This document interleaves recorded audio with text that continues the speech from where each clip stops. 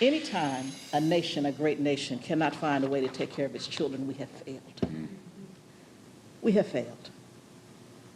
Failure is not an option anymore.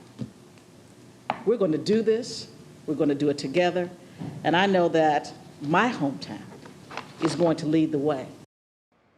That was Cleveland native and U.S. Secretary of Housing and Urban Development Marcia Fudge speaking just over a year ago about lead-based paint problems in Cleveland. Secretary Fudge is committed to fixing the many problems facing those who have been systematically locked out for generations to have a fair shot at buying a home.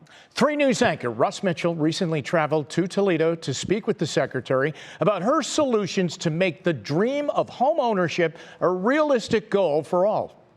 Madam Secretary, thank you so much for joining us today. Thank you for having me. We appreciate it, and welcome home, kind of, sort of. I'm so happy to be in Ohio. Let me ask you, as we speak today, what is the biggest single housing issue facing Americans today? A lack of housing. I mean, we know that there's a crisis in housing in this country.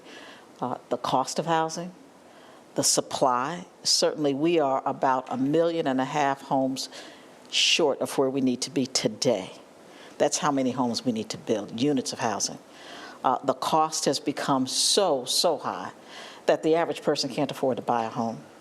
And then lastly, we have a crisis of homelessness.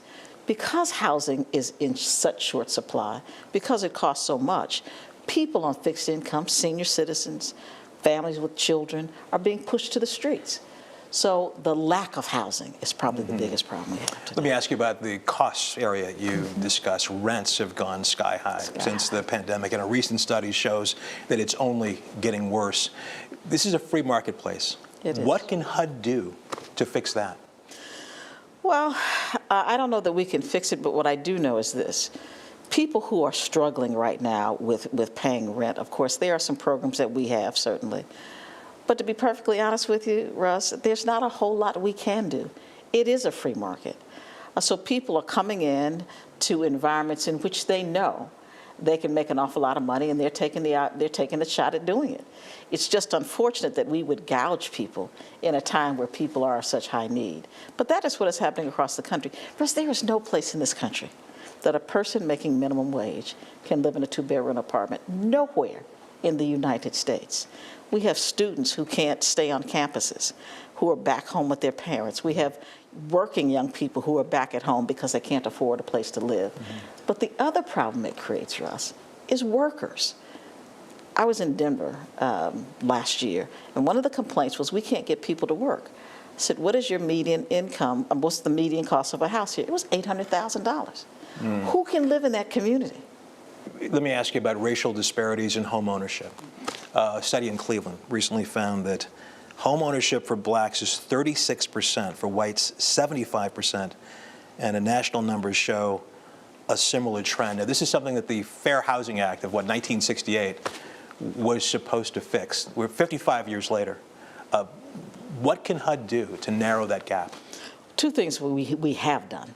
One is, of course, we have now made clear that in this HUD, fair housing is the law of the land. So we're looking at discriminatory practices inside our building and outside. So we are looking at the fact that we still do some redlining because we don't invest in neighborhoods that are lower income. It's not necessarily because of race, but they don't make money doing it. So I can't buy the house next door to me if it's under $100,000 because my bank won't lend me the money to do it because they don't make money. So we're looking at how we bring people, investors back into the market, banks back into the market that will allow us to build communities. We're also looking at how we can make it more affordable for people to get homes. So let's just talk about that for a minute. If you've got student debt in this country, more times than not, you're not going to be able to get a loan because they say, oh, you got too much debt. We have now, in FHA-insured mortgages, we are recalculating that debt in our underwriting. People that are coming to us saying, you know what, I don't have any credit. We're saying, have you been paying your rent on time? We're going to make that your credit.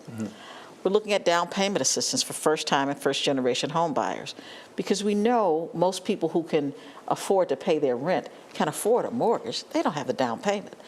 At the end of the day, whether it's 2 years or 6 years from now that you serve as HUD Secretary, what do you hope will be your biggest accomplishment?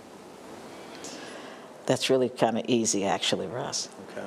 It will be that people knew that we cared and that we fought for them, and we did everything possible to make their lives better.